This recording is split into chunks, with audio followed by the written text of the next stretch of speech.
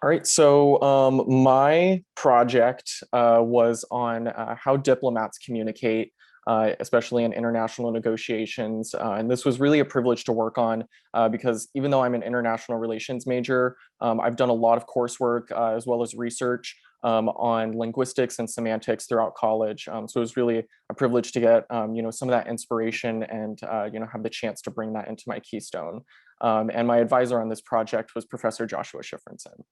So my project sort of treats communication between diplomats as somewhat of a challenge, and especially for states as well. And by states, I mean national governments, essentially. So suppose that you're President Ronald Reagan and you have the opportunity to make a arms control deal with the Soviet Union that might be very valuable for the United States military. But you'll never know if the Soviet Union might exploit that commitment or use it to their advantage in some way. And negotiators have a very similar dilemma. You could do what's called expanding the pie and creating a deal that's valuable for everyone, but negotiators also have an incentive to try to claim as much of that pie as they can and sometimes claim more of it than others. So in other words, knowing the motives of your adversary, whether you're a negotiator or a diplomatic representative or both, it's really important. And that raises the questions of how do diplomatic negotiators in particular communicate about their motives? How do they interpret this communication as well? And what are the consequences of this? Namely, is this something that could lead to war if there's a miscommunication or a misperception? So my study proposes a theory on this that's based on historical research.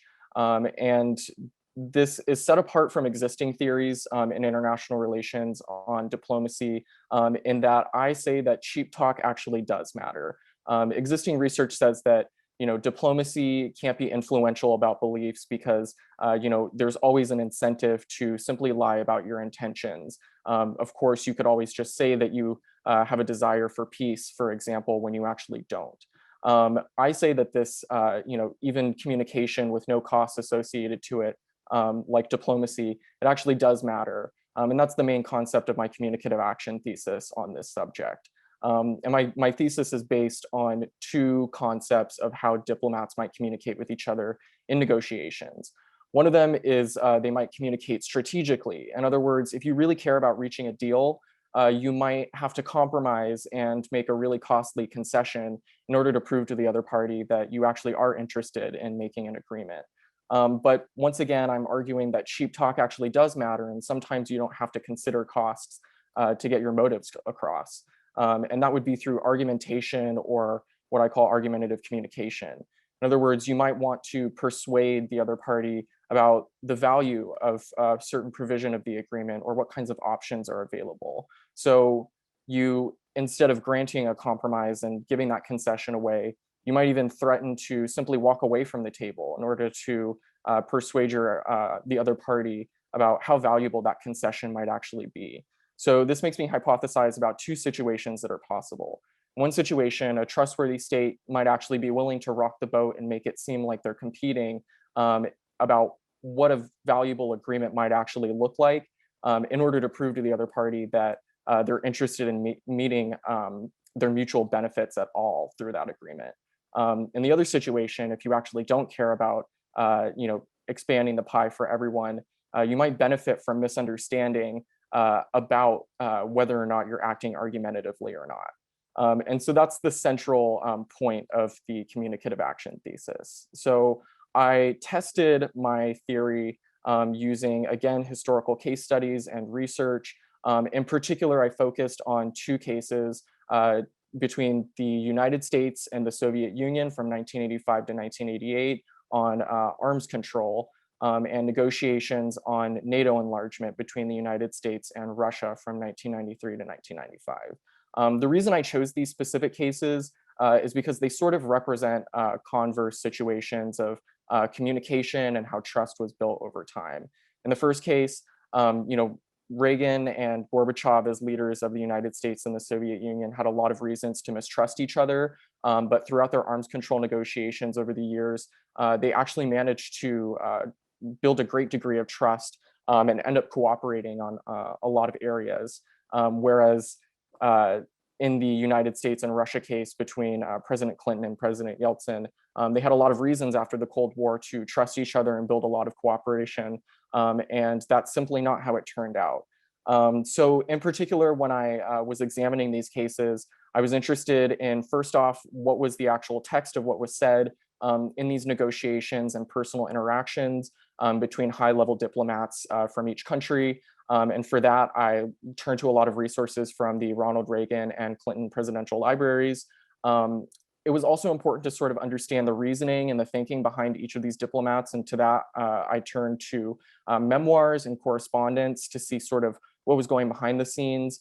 In particular, I looked at a lot of work from Jack Matlock, who was an ambassador and head of Soviet affairs, working closely with Ronald Reagan on these negotiations, and somewhat sort of the same role that Strobe Talbot took in Bill Clinton's negotiations with President Yeltsin.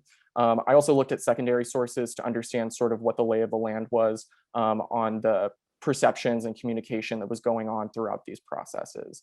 And lastly, I compared my particular theory's application to these cases with other theories of how states in general might signal and perceive each other's motives.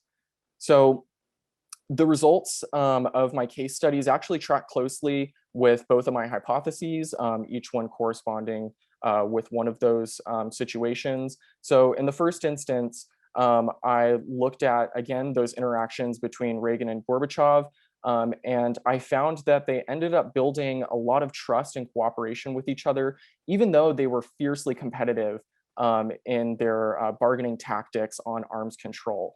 Specifically, one area of competition that was very contentious between the United States and the Soviet Union was the Strategic Defense Initiative, or some of you may know it as Star Wars.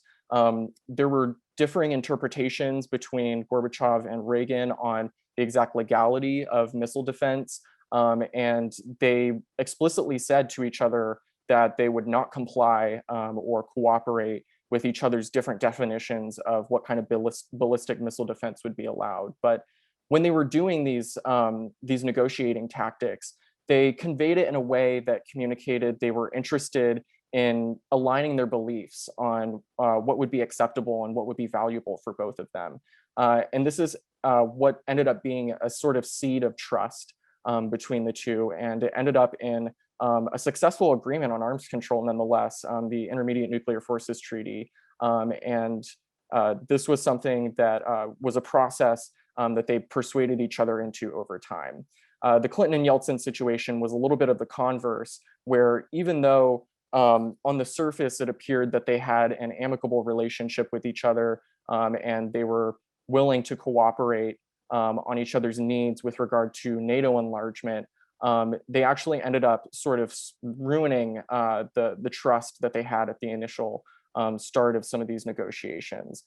In particular, Yeltsin and Russian leadership were concerned that NATO expansion would bring a hostile alliance to their front door.